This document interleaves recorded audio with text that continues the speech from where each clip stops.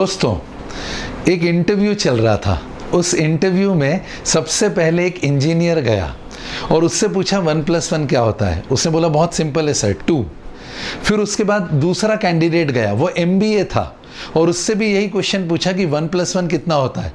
MBA था तो उसने बोला sir law of synergy 1+1 = 11। Interviewer ने बोला बहुत अच्छे। तीसरा कैंडिडेट था कॉमर्स का, चार्टर्ड अकाउंटेंसी वाला, और वो गया और उससे पूछा 1+1 कितना होता है। तो उसने बोला सर आर यू श्योर 1+1 ही चाहिए? बोले हाँ 1+1 कितना होता है? तो बोले करीब आइए। इंटरव्यूअर करीब आया, उसने पास में बुलाकर उनके कान में धीरे से पूछा आपको कितना चाहिए? चार्टर्ड अकाउंटेंट क्या पूछा? आपको कितना चाहिए? आप बताओ सर 1+1 को 2 बोलना हो 2 कर दूं, 3 बोलना हो 3 कर दो, 11 बोलना है 11 कर दूं, आप बोलो आपको कितना चाहिए। बहरहाल जोक सपाट, चार्टर्ड अकाउंटेंसी की जब बात सुनते हैं तो एकदम से एक ड्रेडफुल फीलिंग आती है कि चार्टर्ड अकाउंटेंसी बहुत कठिन कोर्स होगा। गलत नहीं सुना है आपने, बिल्कुल सही है, ये कठिन कोर्स है। आज पूरे भारत में 2,82,000 चार्टर्ड अकाउंटेंट है इन अ पॉपुलेशन ऑफ 130 करोड़। और अगर हम रेशो बना के देखें तो 10,000 में से केवल 2 चार्टर्ड अकाउंटेंट है भारत की पॉपुलेशन के मुकाबले। अगर हम चार्टर्ड अकाउंटेंसी को देखें कि सप्लाई कितना है, और हमें 2020 में अभी तक के 10 लाख चार्टर्ड अकाउंटेंट चाहिए थे, मतलब 7 लाख चार्टर्ड अकाउंटेंसी का डिफिसिट रहा। इतनी ज़्यादा डिमांड होने के बावजूद भी, इतना कम सप्लाई होने के बावजूद भी मेरे बहुत सारे लोग आसपास पूछते हैं फिर ऐसा क्यों होता है कि चार्टर्ड अकाउंटेंसी में सैलरी या फिर रेम्यूनरेशन उतना नहीं मिलता। वो सिर्फ इसलिए है क्योंकि केवल चार्टर्ड अकाउंटेंट बनना नाकाफी है। चार्टर्ड अकाउंटेंसी के साथ में कम्युनिकेशन स्किल्स, उसके बाद में ओवरऑल पर्सनालिटी ग्रूमिंग, उसके बाद प्रैक्टिकल एक्सपोजर, प्रॉपर आर्टिकलशिप, इन सब का कॉम्बिनेशन जब होगा तो इंडस्ट्री रेडी चार्टर्ड अकाउंटेंट बनेगा। और ICAI पूरी कोशिश कर रहा है कि इंडस्ट्री रेडी चार्टर्ड अकाउंटेंट बनाए, जिसके लिए कम्युनिकेशन स्किल्स, इंग्लिश, उसके बाद में लॉजिकल रीजनिंग और industry exposure, information technology, IT skills के साथ सब कुछ कंप्लीट हो जाए अलॉन्ग विथ सॉफ्ट स्किल, तो एक चार्टर्ड अकाउंटेंट बनता है जिसका पैकेजेस न केवल लैक्स में, करोड़ में वरन तक वो जा सकता है। परंतु फिर भी अगर हम देखें तो बात सही है कि ये डिफिकल्ट लाइन है, पर दोस्तों डिफिकल्ट लाइन है पर उसके रिटर्न्स भी उतने रिवॉर्डिंग है, उसके रिटर्न्स भी उतने फिनोमिनल है। एक चार्टर्ड अकाउंटेंट का पैकेज कुछ लैक्स या 1000 से लेकर करोड़ तक भी जा सकता है। क्या क्या ऑप्शंस होते हैं बताता हूं। ऑडिटिंग जब चार्टर्ड अकाउंटेंट करता है, या फिर वो इन्वेस्टमेंट बैंकिंग में जाता है, या फिर वो टैक्सेशन के अंदर जाता है, और डीमोनेटाइजेशन के बाद, GST के बाद में इसके अंदर स्कोप बहुत ज़्यादा और बहुत तेजी से बढ़ा है। परंतु वो चार्टर्ड अकाउंटेंट जिनको प्रैक्टिकल एक्सपोजर हो और जो मैंने स्किल सेट बताए वो सब कुछ हो नॉलेज के साथ, तब जाकर उस लेवल ऑफ पैकेज या उस लेवल ऑफ रेम्यूनरेशन की बात आती है। बहरहाल अगर हम बात करें कि चार्टर्ड अकाउंटेंट क्या क्या करते हैं तो सुनिए, मजा आएगा आपको। जब एक चार्टर्ड अकाउंटेंट बिजनेस को उस ऊंचाई पर ले जाता है जहां दुनिया देखती है कि बिजनेस ऐसे भी हो सकता है, करोड़ मल्टी करोड़ की कंपनी बनती है, तो वो कुमार मंगलम बिरला कहलाता है। जब कोई एक चार्टर्ड अकाउंटेंट इन्वेस्टमेंट शुरू करता है केवल 4,000 रुपए से और वो 4,000 करोड़ तक पहुंचता है, तो ऐसा चार्टर्ड अकाउंटेंट राकेश झुनझुनवाला कहलाता है। जब कोई एक चार्टर्ड अकाउंटेंट देखता है कि टीवी पे दुनिया भर के प्रोग्राम्स आते हैं पर फाइनेंस का प्रोग्राम क्यों नहीं आता, और वो चार्टर्ड अकाउंटेंट एक चैनल शुरू करता है NDTV नाम से, न्यू दिल्ली टेलीविजन, तो वो चार्टर्ड अकाउंटेंट कहलाता है प्रणव रॉय। जब कोई एक चार्टर्ड अकाउंटेंट अपनी क्रिएटिविटी को बॉलीवुड में लेकर जाता है और बैंडिट क्वीन से लेकर मासूम तक की रेंज की फिल्म बनाता है, तो वो चार्टर्ड अकाउंटेंट कहलाता है शेखर कपूर। और जब किसी चार्टर्ड अकाउंटेंट का दिमाग घूम जाता है और वो 1993 के मुंबई बॉम्ब ब्लास्ट के अंदर मास्टरमाइंड का काम करता है, तो यस, वो चार्टर्ड अकाउंटेंट कहलाता है याकूब मेमन।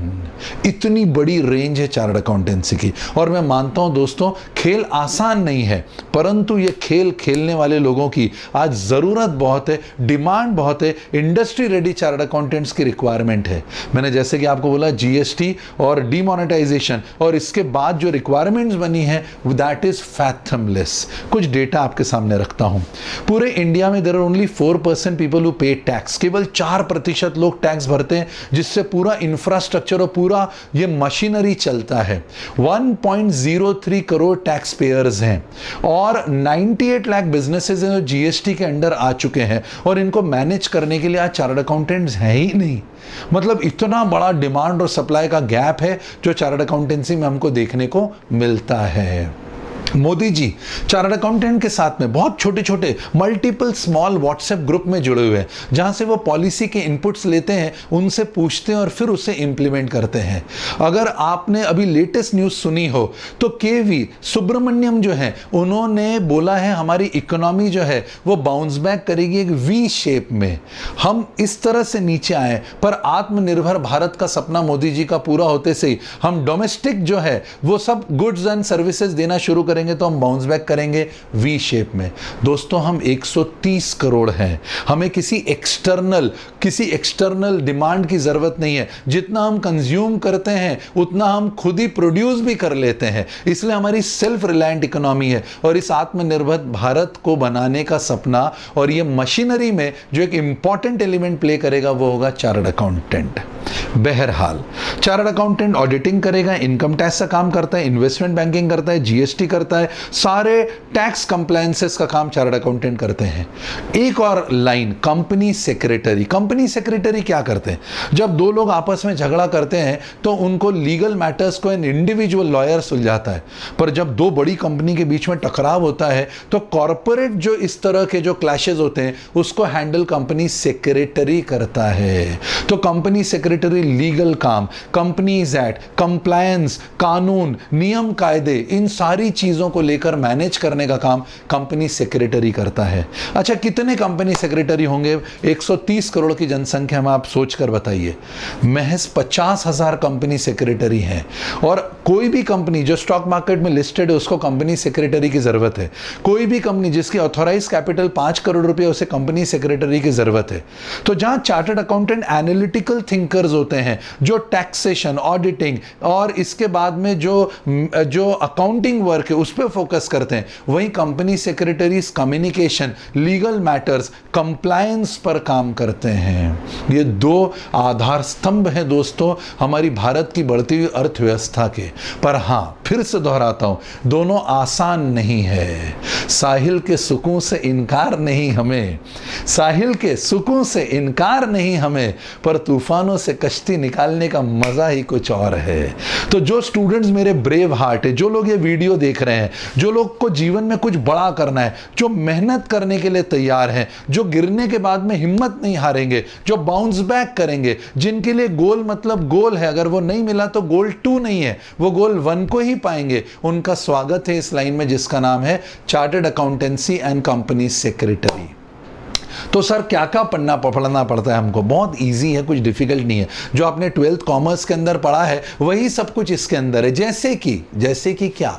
जैसे कि अकाउंटेंसी और क्वांटिटेटिव एप्टीट्यूड, ये 2 सब्जेक्ट न्यूमेरिकल है जो सीए की एंट्रेंस लेवल पे पढ़ने पड़ते हैं, और 2 जो सब्जेक्ट है थ्योरेटिकल है, लॉ और इकोनॉमिक्स। पर अकाउंट्स पढ़ा हुआ रहता है बहुत बच्चों का, क्यूए भी पढ़ा हुआ रहता है, मैथमेटिक्स, इकोनॉमिक्स पढ़ा हुआ रहता है, सिर्फ लॉ पर हमको थोड़ा सा काम करना है। और हम एंट्री ले लेंगे इस लाइन में जिसका नाम है चार्टर्ड अकाउंटेंसी। इसके बाद कंपनी सेक्रेटरी में क्या करना होता है? कंपनी सेक्रेटरी में पहले अकाउंटेंसी था, पर अकाउंटेंसी हटा दिया, और अब कंपनी सेक्रेटरी में क्यूए तो पहले भी नहीं था, अब जो सब्जेक्ट्स हैं वो है communication, law, management and economics along with English, और इंग्लिश सीए में भी उन्होंने इनकॉर्पोरेट कर दिया है।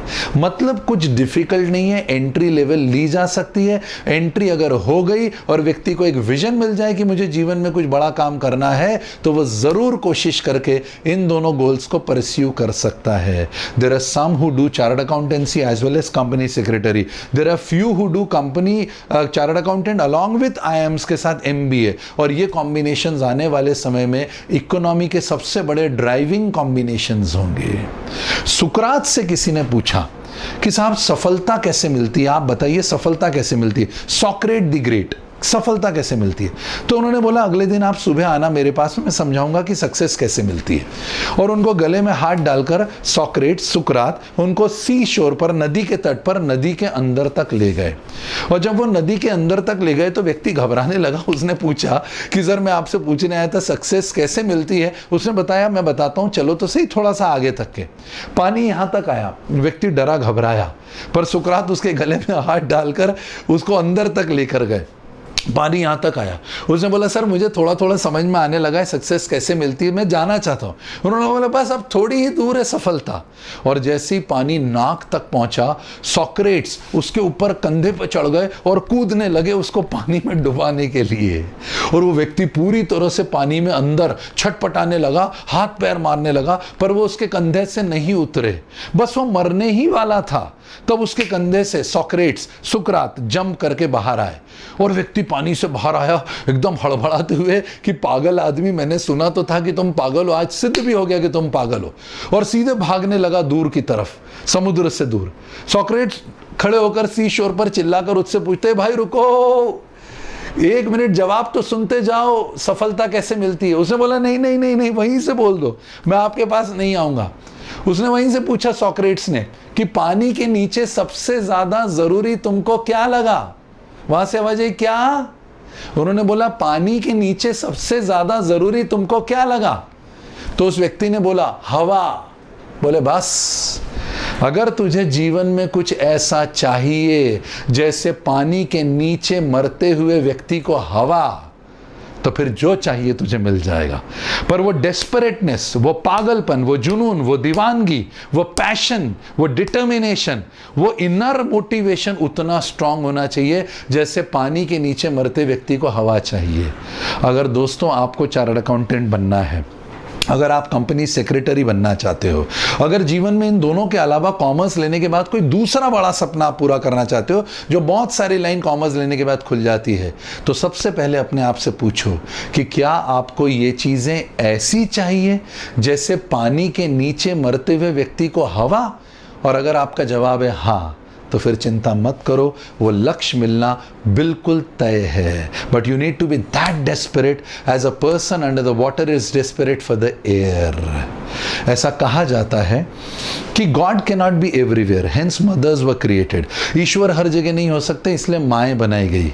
And similarly president of India can not be everywhere, hence chartered accountant and company secretaries were created. हर जगह प्रेसिडेंट थोड़ी आएंगे देखने के लिए, बुक्स ऑफ अकाउंट को चेक करने के लिए, ऑडिट करने के लिए, एश्योरेंस को देखने के लिए, कंप्लायंस को देखने के लिए। इसलिए चार्टर्ड अकाउंटेंट और कंपनी सेक्रेटरी बनाए गए ताकि वो ये काम प्रेसिडेंट ऑफ इंडिया की जगह पर कर सके।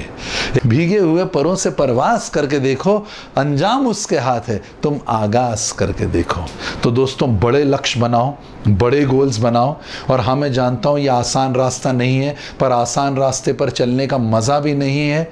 एक चैलेंजिंग टास्क रहे, और जो ब्रेव हार्ट से जो मेहनत कर सकते हैं, जो जीवन में कुछ बड़ा काम करना चाहते हैं, वो इस लाइन के प्रति आए। मैं बार बार बोलता हूँ, एक बार और बोलना चाहूँगा, या तो वैसे बन जाओ जैसे 18 साल के लड़के लड़कियाँ बनते हैं।